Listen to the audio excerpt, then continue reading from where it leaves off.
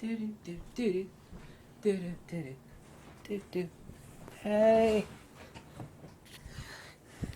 let's talk about an important one. Let's talk about the Grand Illusion Part 2. This is the most important one. By the way, I got a motto for you. I told this to a buddy of mine and he laughed his ass off.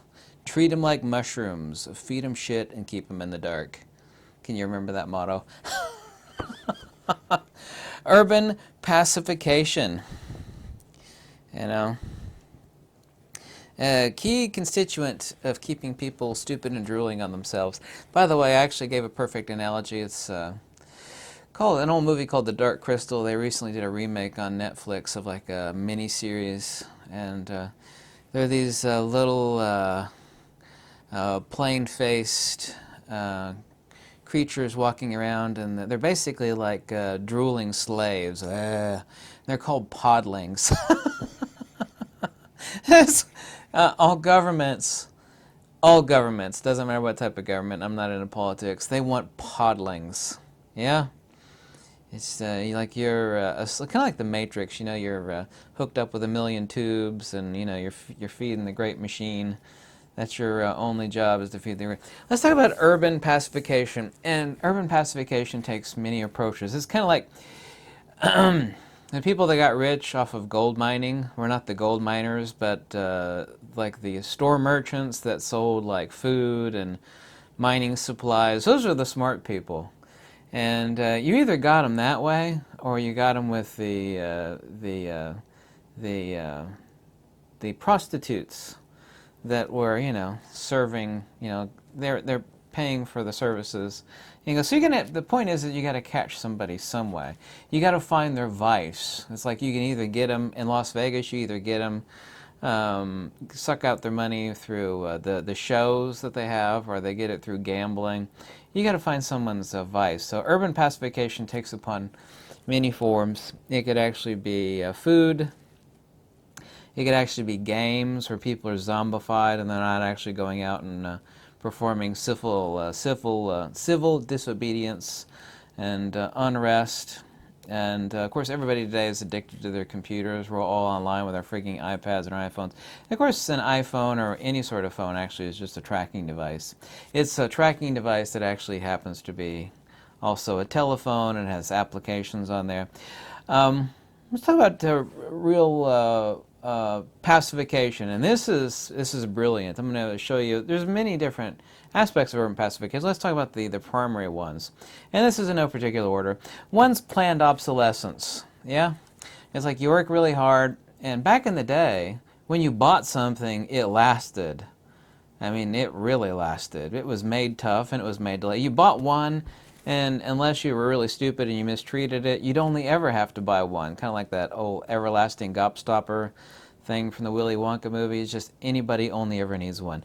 Now what we do is that we work hard, and then we buy plastic crap made in China, and then it falls apart. You know, and Apple, of course, is a big center of this.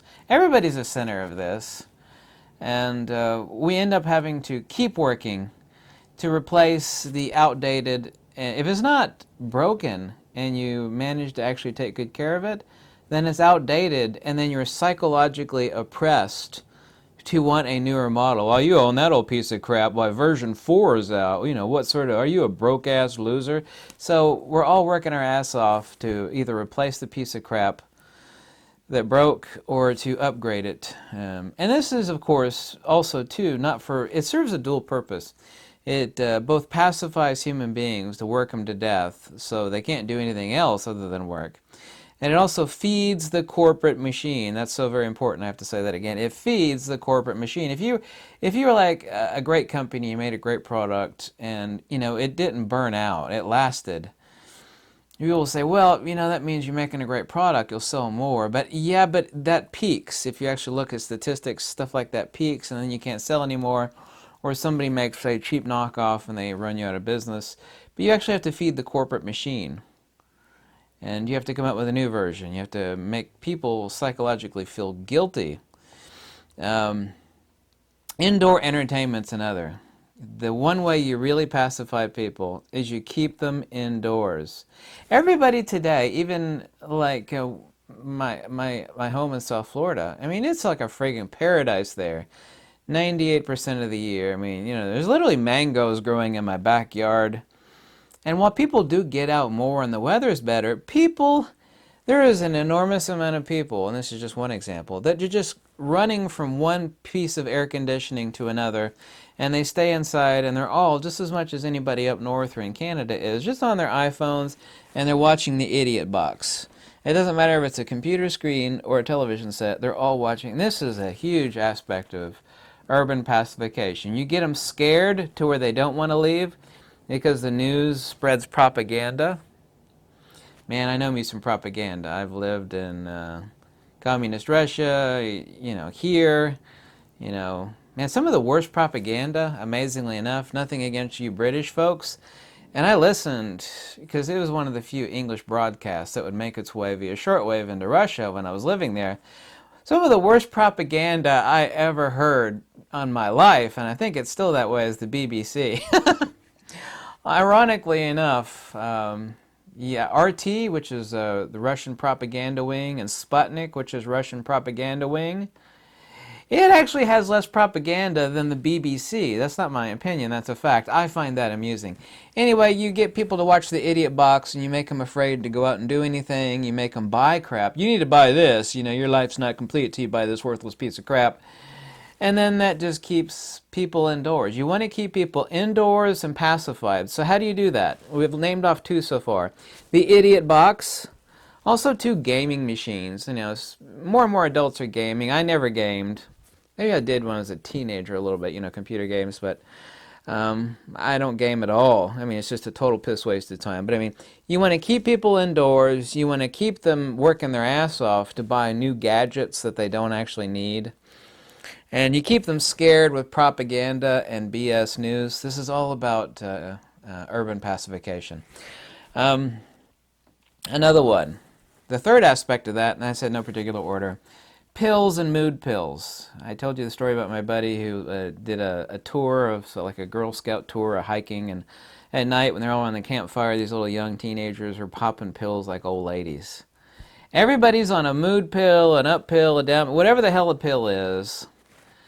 And it's an incredible way to pacify people. I don't actually believe in pills at all. I really don't. I mean, I try to take as few pills. I took a couple ibuprofen today, but I mean, I shouldn't have taken those. So what? Who gives a damn? I'm not a pill person at all. I mean, humanity got by without pills for ages. And you still don't need pills. You need to take care of yourself. Which I'm guilty of not doing. However, all I had today was a salad. Anyway, pills and mood pills. There's another facet of urban pacification. Here's the other thing is that the food that you eat, not only is it the pills, you need to keep people drooling on themselves like the podlings, You should see how they actually, Jim Henson's group of Muppeteers or puppeteers designed the podlings to look. They just got bulging eyes. They look like a gamer. They look they look like they're mentally inept. They're just little pathetic slaves. Feed everybody diet soda and MSG and pure crap to dull their minds. I mean, all the stuff that we eat is just horrible. I know I'm fat and I'm out of shape, but I actually eat real food. I mean, like steak, tomatoes, salads, but they get you there too. Because even the veggies today, and Monsanto, of course, is one of the evilest companies on earth. All these people that are GMOing the food and making zombie corn and everything else is just zombie food. These freaking tomatoes, which is completely unlike a real tomato, you could like bounce them like a bouncy ball. That's not a real tomato. These veggies are grown on land that's been sapped of all its minerals and vitamins for decades. They just keep planting shit on the same ground over and over and over again, spraying the crap out of it with chemicals, spraying the crap out of it with everything. And you're like, oh wow, I'm going to eat some veggies and nutrients. You're eating genetically modified crap. You're eating it, I'm eating it. This is why everybody today is desperate to eat the real food grown on Farmer John's land. And even Farmer John is guilty of over-farming the crap out of his land. Let's just face it. I mean, it's tough to get the real crap anymore. I mean, it is. You know it, and I know it. These are also two people that live in the city are really screwed. Like urban city, you want to talk about real urban pacification? Like the rarest thing in the United States is if you live in urban Chicago or LA. When I lived with my wife in Emeryville, which is basically like just outside of Oakland, and Oakland really sucks butt. Man, that place sucks. A grocery store was like the rarest thing on earth. And there was no parking, and it sucked. It took forever to get to a real grocery store. I mean, it's just like an act of God to get crappy genetically modified vegetable, because everybody that lives in the city, the only thing was, I can go to the Chinese food across the street and get some MSG saturated crap, or I can go over there and get some fake taco meat crap, or I can go up here and get Madame Wong's Chinese buffet crap. There's just nothing but crap. There's no food around at all. They call this a food desert. Apparently they've been using that word now for a little over a decade, food desert. I lived in a food desert there in Emeryville, which is basically, I actually lived in the Watergate complex. It juts out into the bay. It was built on rubble fill. Oh, God. Also, too, I'm actually reading my notes off of an iPad here. You want to talk about perfect urban pacification tool? Everybody today is just zoned out watching BS or playing games and doing this. Or just, imagine if, like, you went back 100 years, even less than that, and people say, what are these people doing? Everybody in the world is, like, on their phones or these iPad devices. Like friggin' zombies. You're not doing anything. You're not productive. I love building stuff. I build tons of light mods. I was sitting there building, whipping out the tape, scissors, building stuff. That's what people used to do in the day. The only thing people do people today are so effing lazy. You think I'm lazy and fat? I am lazy and fat, but I actually at least build stuff. Nobody does anything anymore productive. They're just moving numbers from one side of the screen to the other. They're sitting there playing games on their own. Urban pacification. This is a secondary aspect of the grand illusion. So let's actually go off the short list. And there are others, and some may be more important that I didn't mention, but planned obsolescence, so you're just working your ass off to replace the crap. TV, you're watching the idiot box. Pills and mood pills. Vegetables that are not really vegetables. You want to talk about something that really makes me madder than effing mad as hell, is that our tax dollars are supposed to pay for national parks.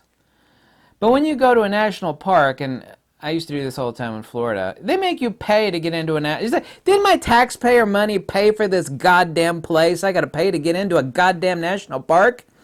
I actually had an argument with this park. I was like, my taxpayers dollars are paying for this. You want to charge? There's all these things like if a person put a camera on a tripod, well, you're doing professional photography now. It's like, well, so what? Kiss my ass. This is a national park. F you and the A. Let me repeat that. F you and the A.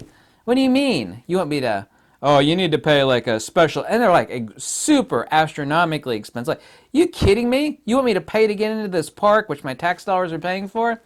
And now you want me to pay more money to do professional? It's like, what if I'm just taking portraits of my sister or something? Not that I have a sister, somebody. You don't know what the hell I'm doing.